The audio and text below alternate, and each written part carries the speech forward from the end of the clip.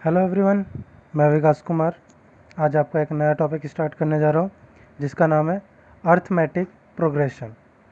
Arithmetic progression में क्या होता है कि हमारा कोई भी एक सीरीज़ होता है, एक प्रोग्रेशन होता है जिसमें हमारा क्या होता है, हमारे पास एक एक टर्म होते हैं, वो टर्म हमारा बढ़ता जाता है। तो आइए देखते हैं किस तरीके का ये अर्थमेटिक प्रोग्रेशन होता है। जैसे हमारे पास है 10, 12, 14, 16 एंड सो ऑन। तो इसमें हम क्या देखते हैं, इसमें हम ये देखते हैं कि हर टर्म, देखिए जो 10 है, 12 है, 14 है और 16 है, इन सब को हम यहाँ पे टर्म कहते हैं। तो ये सारे के सारे से आपके टर्म हो जाते हैं। तो अगर हमारे ये टर्म के बीच का डिफरेंस अगर हर में सेम हो तो हम उसे कहते हैं कि वो हमारा अर्थमेटिक प्रोग्रेशन है। जैसे हमारा फर्स्ट टर्म क्या है 10 और सेकंड टर्म क्या है हमारे पास 12 है, तो हम क्या करते हैं सेकंड टर्म में से फर्स्ट टर्म माइनस कर देते हैं, तो हमारे पास आया 2। उसके बाद क्या करते हैं, हम फिर से सेकंड टर्म में से इसका फर्स्ट टर्म माइनस कर देते हैं, 14 माइनस 12, फिर आया 2। मतलब हम देख रहे हैं कि सब में 2 का इंक्रीजमेंट हो रहा है। आइए किसी और एग्जांपल से देखते हैं कि आखिरकार ये किस तरीके से होता है। मान लीजिए कि मेरे पास 10 रुपये हैं और मैं इसमें, मेरे पास एक पिगी बैंक है, उसमें मैं 10 रुपये स्टार्टिंग फर्स्ट डे में रखा हूँ। उसके बाद मैं डेली के डेली इसमें 3 रुपीज़ ऐड करता जा रहा हूँ, मतलब डेली मैं इसमें 3 रुपये और डालता जा रहा हूँ। तो हमारा क्या होगा, देखिए पहले दिन तो फर्स्ट डे तो मेरे पास कितने रहेंगे, 10 रुपये रहेंगे। अगले दिन कितने हो जाएंगे मेरे पास, अगले दिन हो जाएंगे मेरे पास 10 + 3, 10 + 3। उसके अगले दिन क्या हो जाएगा, ये दोनों भी और तो रहेगा ही रहेगा, +10 + 3 + 3। मतलब कि फर्स्ट डे तो मेरे पास उस पिगी बैंक में 10 रुपये हैं, अगले दिन मेरे उस पिगी बैंक में 13 रुपीज़ हो गया। उसके अगले दिन इसमें 3 रुपये और ऐड कर दिया, मतलब 16 रुपीज़ हो गया। इसमें 3 रुपये ऐड और कर दिया, मतलब 90 रुपीज़ हो गया। तो यहाँ आप क्या देख रहे हैं, यहाँ पे ये देख रहे हैं कि एक फ़िक्स टर्म को हम किसी अगले टर्म के साथ उसे जोड़ रहे हैं। जैसे यहाँ पे पहले टर्म में हमने 3 जोड़ा तो नेक्स्ट टर्म आया, और फिर हमने नेक्स्ट टर्म में फिर से +3 जोड़ा तो फिर उसका नेक्स्ट टर्म आया, फिर उसमें हमने +3 जोड़ा तो अगला नेक्स्ट टर्म आया। इसमें हमने क्या देखा कि सारे के सारे जितने भी टर्म है उसमें एक फ़िक्स नंबर हम ऐड कर रहे हैं। तो यहाँ तो हमने ये देखा कि अगर हम किसी एक टर्म में कोई एक फ़िक्स नंबर ऐड करते जाए तो हमारा एक प्रोग्रेशन बनता है। ठीक है, प्रोग्रेशन मतलब एक श्रेणी बनता है हमारा। तो ये हमारा अर्थमेटिक प्रोग्रेशन हो गया, मतलब समांतर श्रेणी हो गया। आइए अब ये देखिए, अब ये बात आती है कि हम सिर्फ प्लस करेंगे फिक्स नंबर या माइनस भी कर सकते हैं। हम माइनस भी कर सकते हैं। जैसे देखते हैं, हमारे पास जैसे मान के चलिए कि मेरे पास फर्स्ट डे में 100 रुपीज़ हैं। अब 100 रुपीज़ है, मैं डेली के डेली उस 100 रुपीज़ में से मैं कितना 3 रुपी वो 5 रुपीज़ मान के चलिए, मैं 5 रुपीज़ डेली निकालता हूँ। आप इस तरीके से समझ सकते हैं कि हमें एक महीने की पॉकेट मनी 100 रुपीज़ मिली है। अब हम उसमें से डेली 5 रुपीज़ निकाल के उसका यूज़ कर रहे हैं, उसको खर्च कर रहे हैं। तो देखिए पहले दिन तो हमारे पास 100 रुपीज़ रहेगा, सेकेंड डे हमने उसमें से 5 रुपीज़ निकाल लिया, तो 100 में से 5 रुपीज़ निकाल लिया तो हमारे पास कितना बचा, 95 रुपीज़ बचा। फिर थर्ड डे 95 रुपीज़ में से फिर हमने 5 रुपीज़ निकाल लिया तो 90 बचा। फिर 90 में से 5 रुपीज़ निकाला तो 85 बचा। इस तरीके से हमारे पास जो भी नंबर होते हैं वो हमारे पास यहाँ पे डिक्रीज़ होते जाएंगे। तो यहाँ हमने क्या देखा कि पहला टर्म हमारा 100 और दूसरा टर्म हमारा 5, तो हमारे यहाँ पर हमने 5 माइनस कर दिया।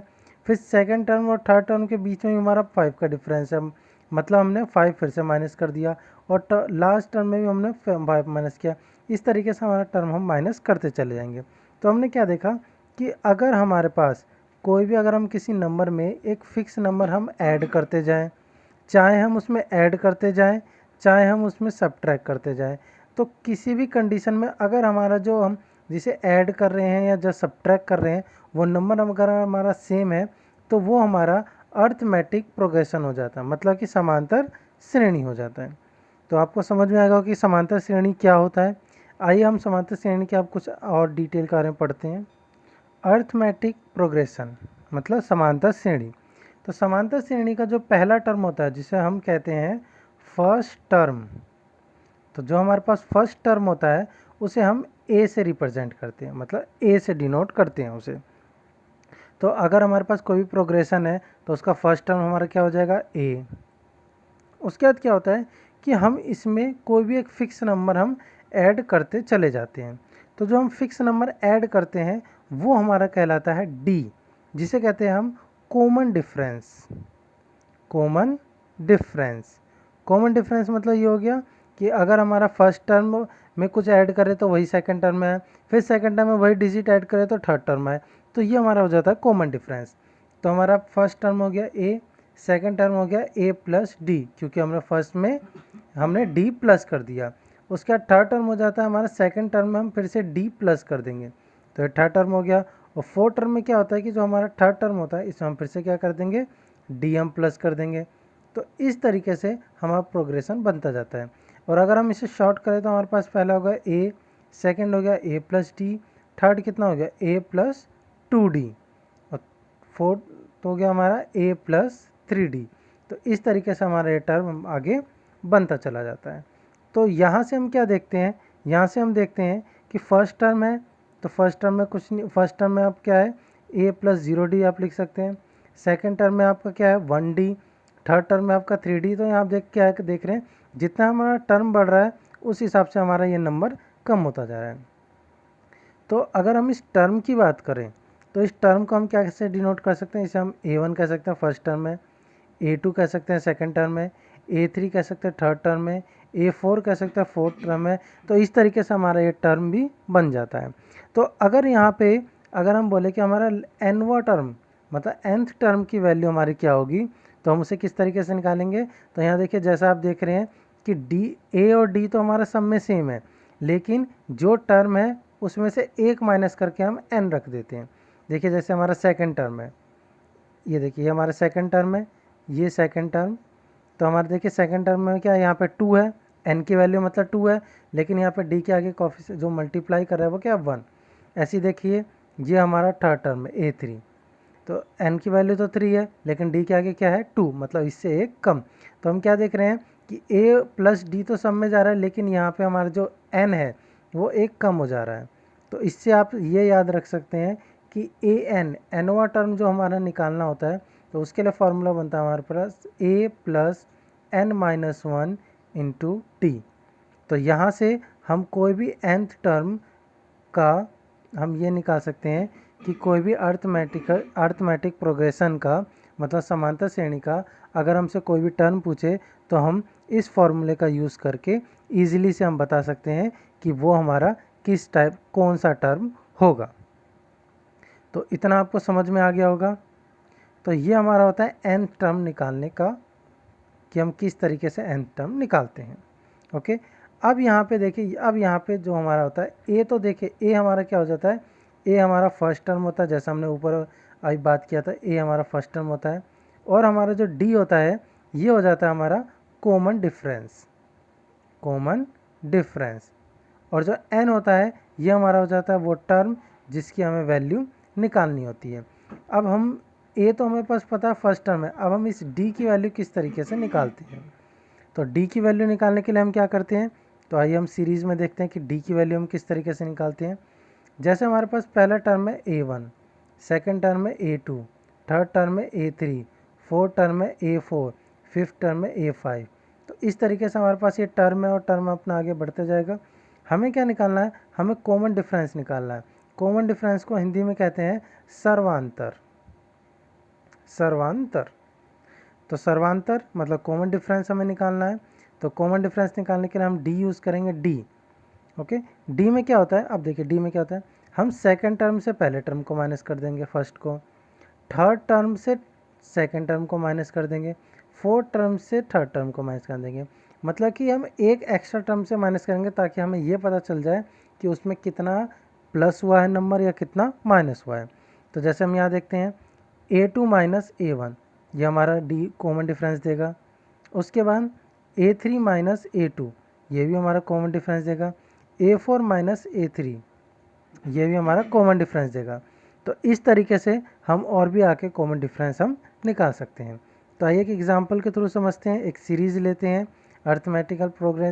अर्थमेटिक प्रोग्रेशन का, मतलब समांतर श्रेणी का एक सीरीज़ लेते हैं और उससे देखते हैं कि हम किस तरीके से उसे यह बता सकते हैं कि वो जो सीरीज़ दिया है, जो प्रोग्रेशन दिया है, जो श्रेणी दिया है, वो समांतर श्रेणी है, मतलब अर्थमेटिक प्रोग्रेशन है या नहीं। ये हमारे पास एक एग्जांपल है 4, 8, 12, 16। अब हमें चेक करना है कि ये हमारा अर्थमेटिक प्रोग्रेशन मतलब AP मतलब समांतर श्रेणी है या नहीं। देखिए AP मतलब A मतलब अर्थमेटिक, P मतलब प्रोग्रेशन। तो अर्थमेटिक प्रोग्रेशन को हम AP भी लिखते हैं, समांतर श्रेणी को हम AP लिख देते हैं शॉर्ट फॉर्म में। तो अब हमें चेक करना है कि ये समांतर श्रेणी मतलब AP है या नहीं। तो अभी हमने क्या देखा, AP मतलब अर्थमेटिक प्रोग्रेशन चेक करने का सिर्फ और सिर्फ एक तरीका होता है, हमारा D मतलब कॉमन डिफरेंस हमारा सबका सेम आना चाहिए। तो आइए हम निकालते हैं। तो हम क्या करते हैं, सेकंड टर्म में से फर्स्ट टर्म माइनस करते हैं क्योंकि हमारा 8 सेकंड टर्म है, फिर थर्ड टर्म में से सेकंड टर्म माइनस करते हैं और फोर्थ टर्म में से थर्ड टर्म माइनस करते हैं। तो D 8 माइनस 4 कितना बचा हमारे पास 4। तो ये तो हमारे पास 4 आ गया। इसको चेक करने के लिए हमारे पास और भी नंबर निकालने पड़ेंगे ताकि हम कंपेयर कर सकें वो इक्वल है कि नहीं। अब हम देखते हैं तीसरे टर्म से। देखिए 12 में से 8 माइनस करते हैं, 12 में से 8 माइनस करते हैं, कितना बचा हमारे पास, फिर से हमारे पास 4 आ गया। अब हम क्या करते हैं, फोर्थ टर्म में से थर्ड टर्म माइनस करते हैं, मतलब कि 16 में से हम 12 माइनस करते हैं, कितना बचा, फिर भी हमारा 4 आ गया। तो यहाँ हमने देखा कि अगर हम 8 में से, जैसे सेकंड नंबर पे लिखा, देखिए नंबर लिख देते हैं 1 2 3 4, मतलब first term, second term, third term, fourth term. तो अगर हमने सेकंड में से फर्स्ट को माइनस किया, मतलब सेकंड टर्म में से फर्स्ट टर्म को माइनस किया तो हमारा 4 आता है। थर्ड टर्म में से सेकंड टर्म माइनस किया तो भी हमारा 4 आता है, और फोर्थ टर्म में से थर्ड टर्म माइनस किया तो भी हमारा 4 आता है। तो तीनों कंडीशनों में हमारे पास क्या आ रहा है, 4। मतलब कि हमने ये देखा कि इस जो सीरीज़ है, जो ये श्रेणी है, इसमें हमारा जो डिफरेंस है वो हर पॉइंट पे सेम है। तो इसलिए हम ये कह सकते हैं कि ये जो सीरीज़ है ये हमारा अर्थमेटिक प्रोग्रेशन मतलब समांतर श्रेणी का एक सीरीज़ है। आइए एक और सीरीज़ देखते हैं। ये हमारे पास एक और एग्जांपल आ गया। इस एग्जांपल में देखिए पहला टर्म हमारे पास 10 है, फिर 8, फिर 6, फिर 4, इस तरीके से हमें चेक करना है कि ये हमारा AP है या नहीं, मतलब अर्थमेटिक प्रोग्रेशन है या नहीं, समांतर श्रेणी है या नहीं। तो आइए देखते हैं। सबसे पहले हम क्या करेंगे, सबसे पहले हम करेंगे कि सेकंड टर्म में से हम फर्स्ट टर्म माइनस कर देंगे। तो सेकंड टर्म हमारा 8 माइनस 10, तो कितना आएगा हमारा माइनस का 2। अब हम क्या करते हैं, थर्ड टर्म में से सेकंड टर्म माइनस करते हैं। तो सीरियल वाइज आप समझ जाएंगे कि सेकंड में से फर्स्ट माइनस करना है, थर्ड में से सेकंड, मतलब एक आगे वाले को पीछे वाले से माइनस कर देना है। तो 6 माइनस 8, तो 6 में से 8 गया, कितना बचा 2, और 4 में से 6 माइनस करेंगे तो फिर सेम 4 में से 6 गया, कितना बचा माइनस का 2। तो मतलब तीनों कंडीशनों में हमारा डिफरेंस क्या है, सेम। मतलब कि ये भी प्रोग्रेशन, ये भी जो श्रेणी है वो हमारा क्या है, AP में है, मतलब कि अर्थमेटिक प्रोग्रेशन मतलब समांतर श्रेणी में है। आइए एक और एग्जांपल के थ्रू समझते हैं। ये हमारे पास एक और एग्जांपल है। इसमें देखिए पहला टर्म है 0.2, दूसरा है 0.22, फिर 0.222, फिर 0 और 4 टाइम्स 2। तो इसे हमें चेक करना है कि ये हमारा AP मतलब समांतर श्रेणी में है या नहीं। तो आइए चेक करते हैं। तो कॉमन डिफरेंस हम निकालेंगे। तो कॉमन डिफरेंस निकालने के लिए सबसे पहले हम क्या करेंगे, D की वैल्यू निकालेंगे। तो हम क्या करते हैं, सेकंड टर्म में से फर्स्ट टर्म माइनस करते हैं, मतलब 0.22 में से माइनस करेंगे हम 0.2, तो कितना आएगा हमारा, ये आ जाएगा, देखिए यहाँ पे कर लेते हैं हम, जिसको माइनस नहीं आता। 0.22 में से हम 0.2 माइनस करें, पॉइंट के नीचे पॉइंट होता है, तो यहाँ पे 2 0, मतलब कि हमारे पास आया 0.02। अब हम क्या करते हैं, थर्ड टर्म में से सेकंड टर्म माइनस करते हैं, मतलब 0.222 में से 0.22 माइनस करते हैं। तो आइए यहाँ करके देखते हैं। 0.222 3 टाइम्स 2 में से 0.2 टाइम्स 2 माइनस करेंगे तो हमारे पास आएगा 200.0, मतलब हमारे पास आ गया 0.002। तो यहाँ हम क्या देखते हैं, हमारा फर्स्ट जो डिफरेंस होता है, जो हम पहला माइनस करके निकालते हैं वो, और जो हम सेकंड टर्म में माइनस करके निकालते हैं मतलब थर्ड में सेकंड, वो दोनों का दोनों जो वैल्यू है वो बिल्कुल अलग है। तो इसका मतलब ये है कि जो इसके डी की वैल्यू, जो डिफरेंस है, जो इसका अंतर है, वो एक जैसा नहीं है। तो हम ये आराम से ये कह सकते हैं कि ये जो सीरीज़ है, जो ये प्रोग्रेशन है, मतलब श्रेणी है, ये AP में नहीं है। तो आई होप आपको समझ में आ गया होगा कि किस तरीके से हम कोई भी अगर प्रोग्रेशन, कोई भी श्रेणी दिया हुआ, उसको हम किस तरीके से पहचानते हैं कि वो AP में है या नहीं। तो आइए अब हम आगे कुछ फॉर्मूले की ओर बढ़ते हैं। अभी हमने पीछे डिस्कस किया था कि हमारा अगर किसी समांतर श्रेणी अगर AP है, अर्थमेटिक प्रोग्रेशन है, तो इसका अगर हमें nवां टर्म निकालना है तो हम उसका कौन सा फॉर्मूला बनाए थे? हमने बनाए थे AN बराबर A प्लस ब्रैकेट में n-1 इंटू डी, जहाँ पे n आपका टर्म था जो हमें निकालना है, जैसे 5वां, 5th term, 6th term, 7th term, इस तरीके का। और A हमारा फर्स्ट टर्म हो गया, प्रथम पद, D हो गया हमारा कॉमन डिफरेंस मतलब सर्वांतर। तो आइए हम एक एग्जाम्पल के थ्रू समझते हैं कि इसे किस तरीके से निकाला जाता है। जैसे पहला एग्जाम्पल है हमारे पास है कि किसी समांतर श्रेणी का प्रथम पद, मतलब किसी भी AP का फर्स्ट टर्म हमारे पास 10 गिवन है, और जो D है, जो कॉमन डिफरेंस है, वो हमें -2 दिया हुआ है। तो हमें क्या निकालना है? हमें ये निकालना है कि उस AP का थर्ड टर्म क्या होगा। तो आइए निकालते हैं। देखिए सबसे पहले हमारे पास क्या है, फॉर्मूले में जो हम नंबर है हम पहले उसे निकाल लेते हैं। देखिए A की वैल्यू हमारे पास पता है, हमें D पता है, n यहाँ पे देखिए AN, मतलब हमें तीसरा टर्म निकालता है, n की वैल्यू क्या हमारे पास होगी 3। फॉर्मूले में पुट करते हैं A3 इक्वल टू A की जगह क्या हो जाएगा हमारे पास 10 प्लस n की जगह हो जाएगा 3 -1, और D की जगह होगा मल्टीप्लाई माइनस का 2। इसे सॉल्व करते हैं। 10 ये हो जाएगा 3 -1 मतलब कि 2 मल्टीप्लाई -2, तो यहाँ हो जाएगा 10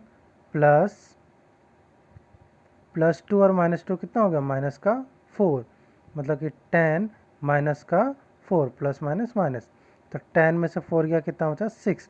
मतलब कि अगर A आपका फर्स्ट टर्म जो प्रथम पद है अगर वो 10 है, तो जो तीसरा टर्म होगा वो होगा आपका 6। कैसे होगा देखिए, पहला टर्म हमारा 10 है, इसमें से हमारा D जो कॉमन डिफरेंस है वो 2 है, तो हम इसमें से 2 माइनस करेंगे। अगर यहाँ प्लस का होता 2 तो हम इसमें प्लस करते, तो हमारे पास 2 है तो हम यहाँ क्या करेंगे माइनस।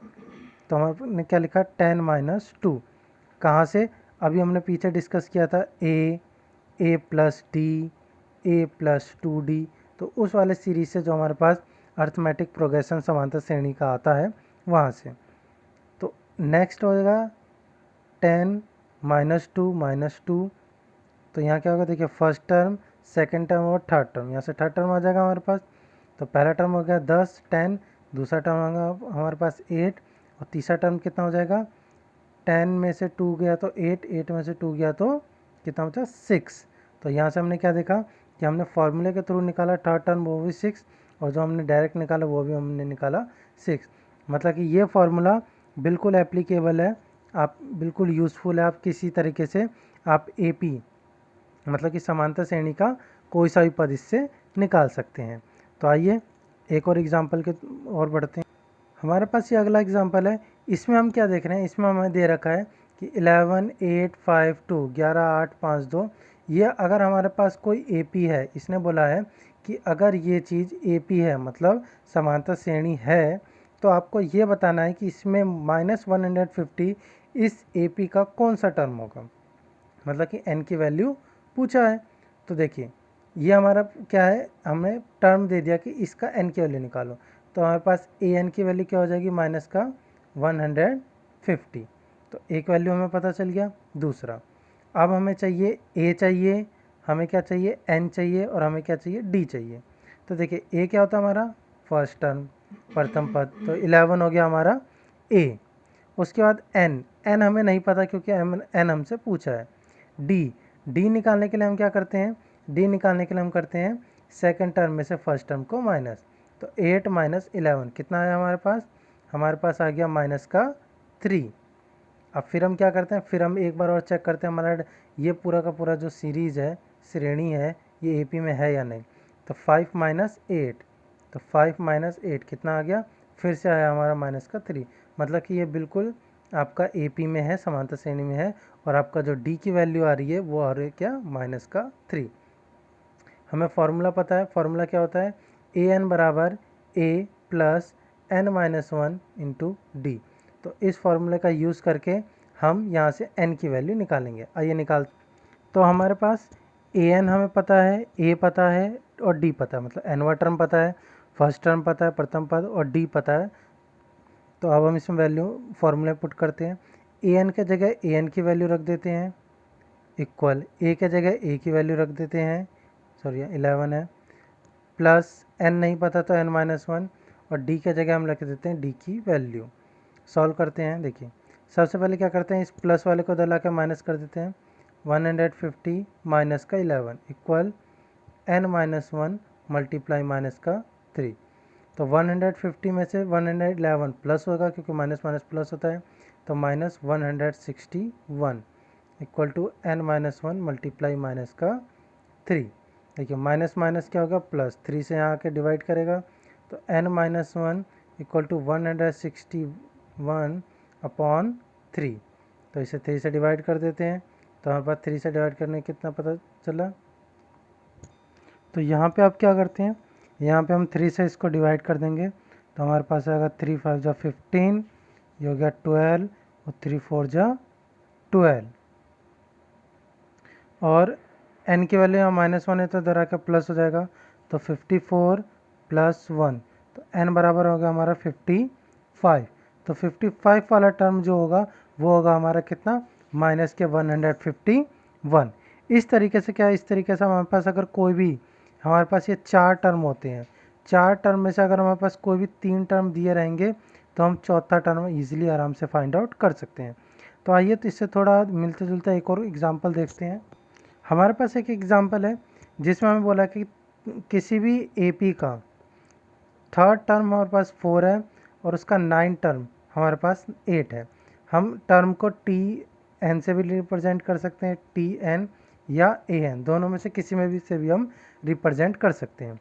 तो हमें थर्ड टर्म दे रखा है और 9 टर्म दे रखा है। हमसे क्या पूछा है, हमसे 0 टर्म पूछा है कि उसका 0 टर्म क्या होगा। तो आइए निकालते हैं। थर्ड टर्म मतलब T3, देखिए हमारे पास सिर्फ T3 दिया है, ए ना ए की वैल्यू दिया है ना हमें डी की वैल्यू दिया है, तो हम सीधा फार्मूला पुट कर देते हैं। तो A plus N minus 1 into D, ये हमारा क्या होता है, ये हमारा एनवे टर्म का फार्मूला होता है।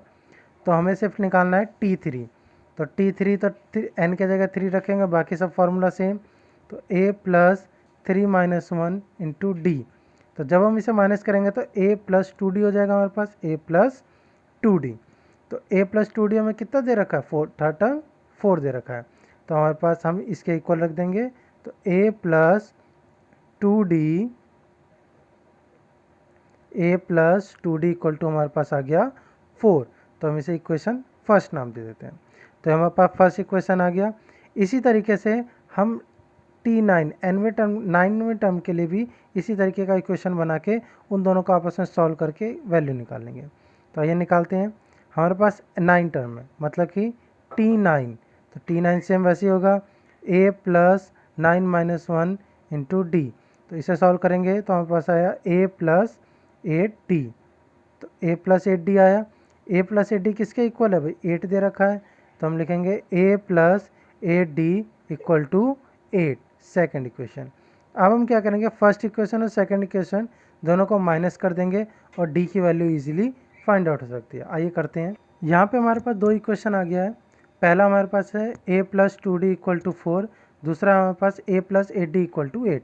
दोनों को हम माइनस करते हैं, घटाते हैं, तो ये माइनस हो जाएगा, प्लस माइनस हो जाएगा, ये माइनस हो जाएगा। आपने पिछले क्लास में डिवीज़न में पढ़ा होगा ये मेथड।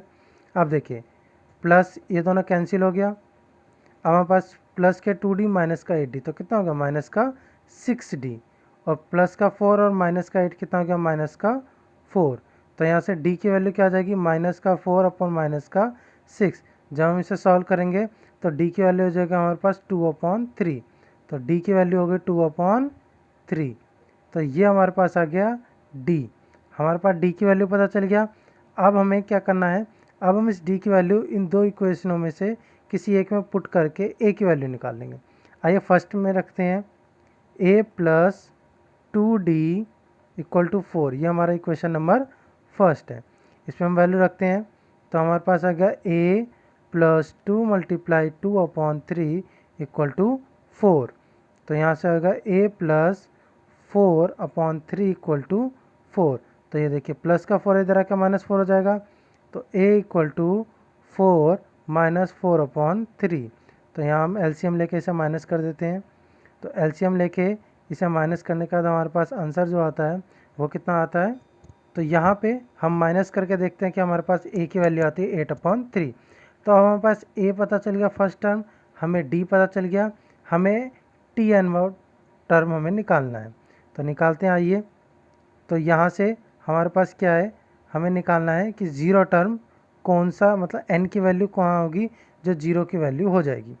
तो आइए देखते हैं, हम निकालते हैं। हम यहाँ पे हमें tn टर्म दे रखा है, वो ज़ीरो हमें गिवन है। ओके, हम फॉर्मूले में रखते हैं 0 प्लस 0 इक्वल टू a की वैल्यू हमारी होगी 8/3 प्लस n-1 इंटू d की वैल्यू होगी 2/3। तो इसे सॉल्व करते हैं तो 0 इक्वल यहाँ पे 8/3 इक्वल के इधर आके माइनस का 8/3 हो जाएगा, इक्वल n-1 मल्टीप्लाई 2/3। इन दोनों को माइनस करेंगे तो -8/3 आएगा। उसके बाद लास्ट में हमारे पास आ गया n-2 मल्टीप्लाई 2/3। यहाँ हम क्या देखते हैं, 2/3 मल्टीप्लाई करा तो इधर क्या करेगा, डिवाइड करेगा। तो -8/3 डिवाइड करेगा किससे, 2/3 से, इक्वल टू n-1। या आप इसे इस तरीके से भी लिख सकते हैं, आप इसे लिख सकते हैं -8/3 मल्टीप्लाई, देखिए यहाँ 3 डिवाइड करा है तो इधर आकर मल्टीप्लाई करेगा तो मल्टीप्लाई में लिख लीजिए, 2 इधर मल्टीप्लाई करा है तो इधर आकर डिवाइड करेगा तो डिवाइड में लिख लीजिए। फिर यहाँ से आपका तुरंत ईजी हो जाएगा। तो अब हम इसे सॉल्व करते हैं। 3 से 3 कैंसिल और 2 से कट गया 4 बार में, तो यहाँ आ गया -4। तो -4 इक्वल टू n-1। तो जब अब हम इसे जब सॉल्व करेंगे तो n-1 इधर आके कितना हो जाएगा, +1 हो जाएगा। तो n इक्वल टू हो जाएगा -4 + 1, मतलब कि -3। तो n की वैल्यू क्या आ गई हमारे पास, -3। मतलब n में नंबर कभी नेगेटिव होता है, नहीं होता। मतलब कि हम ये कह सकते हैं कि जो थर्ड टर्म है उसके बाद कभी भी इसका वैल्यू माइनस हो सकता है, लेकिन जो इसका ज़ीरो टर्म है, जैसे मान के चलिए t0 जो है वो हमारा क्या, ज़ीरो से बड़ा ही होगा। ओके, तो आइए t0 भी निकाल लेते हैं, t0 कितना होगा। तो यहाँ से हम t0 निकालते हैं तो हमारे पास क्या आ जाएगा, हमारे पास होगा a की वैल्यू हमें दिया है 8/3, ये रहा, प्लस n क्या हमारे पास 0-1 इंटू डी हमारे पास 2/3। तो इसे सॉल्व करेंगे तो फर्स्ट टर्म हमारे पास यही हो जाता है। तो यहाँ से हम क्या करेंगे, जो हमारे पास वैल्यू आएगा होगा 8/3, और जब हम इसे डिवाइड करेंगे तो ये हो जाएगा हमारे पास 2.3 2 6, 2.6 कुछ इस तरीके की वैल्यू आएगी। मतलब हमारा फर्स्ट टर्म ही 2.6 करीबन आ रहा है, तो हमारा तो जीरो कभी हो नहीं सकता। तो ये वाला हमारा जो क्वेश्चन पूछा था कि ज़ीरो वैल्यू इसमें होगा कि नहीं होगा, वो गलत है, कि ज़ीरो वैल्यू कभी नहीं होगा। तो आई होप आपको इस टॉपिक समझ में आएगा कि किस तरीके से हम AP को निकालते हैं और हम किस तरीके से पहचानते हैं कि कोई भी आपके पास सीरीज़ जो दिया है, जो श्रेणी दिया है, वो AP है या नहीं। तो आज के लिए सिर्फ इतना ही। अगर आपको वीडियो अच्छी लगी हो तो आप इस वीडियो को लाइक करें, और इस वीडियो के डिस्क्रिप्शन बॉक्स में इस टॉपिक से रिलेटेड क्वेश्चन डाल दिए जाएंगे, आप उसे डाउनलोड करके उसे सॉल्व कर लें। और मोर अपडेट के लिए चैनल को सब्सक्राइब करें। Thank you.